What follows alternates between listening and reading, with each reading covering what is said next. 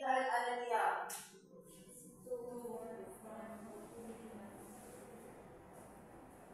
Kinsa yung child?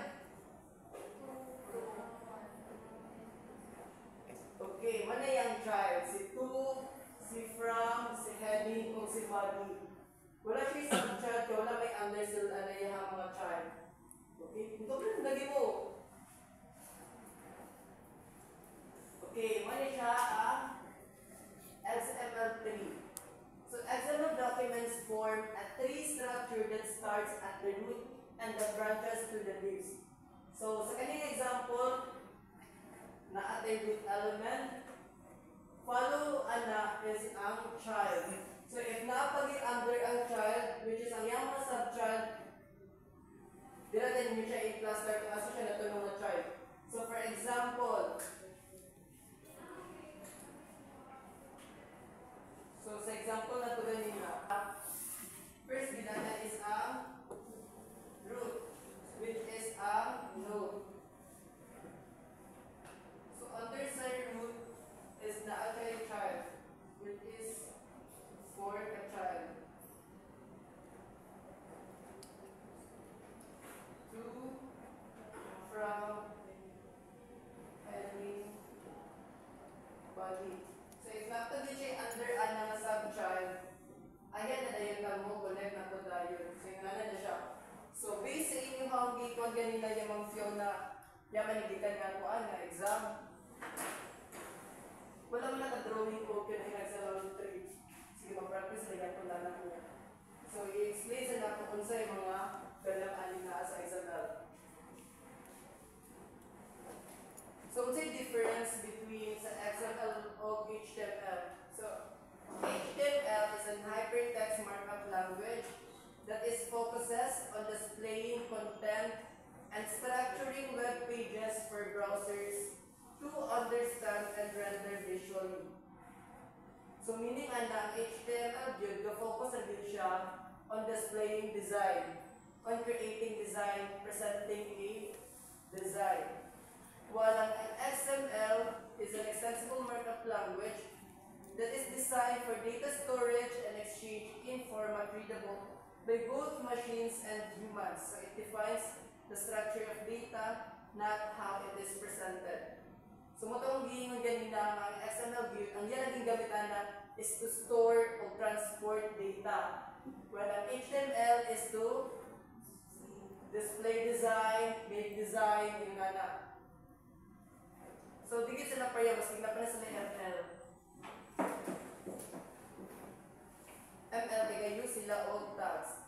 So, kanya siya, sa man siya ng example. HTML. And this one is the XML.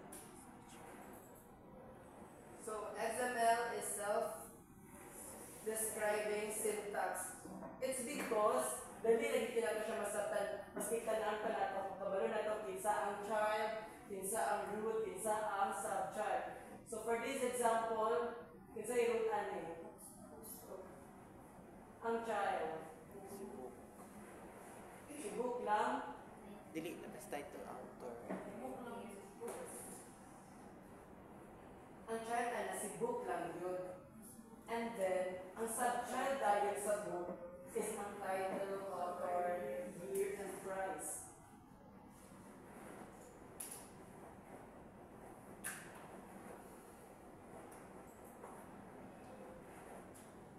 So, manang yung ganina nga, an XML document must have a root element.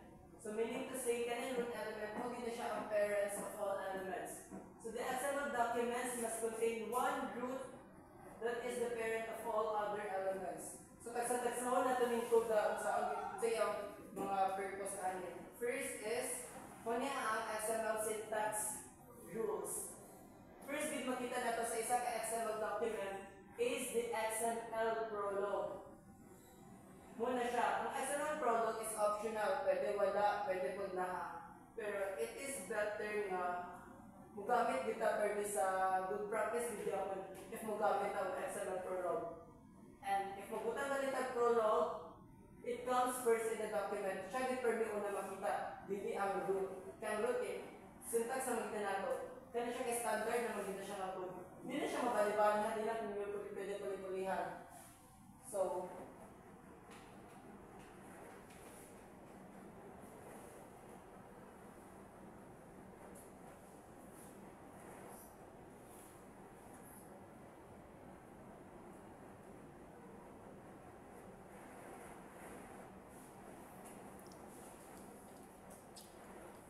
So next is the XML elements. So katudanan, root, child, subchild are all elements tawag.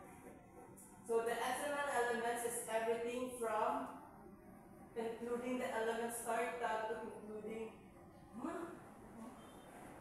Kung ano siya, an XML elements is everything from including the elements start tab to including the elements and tab.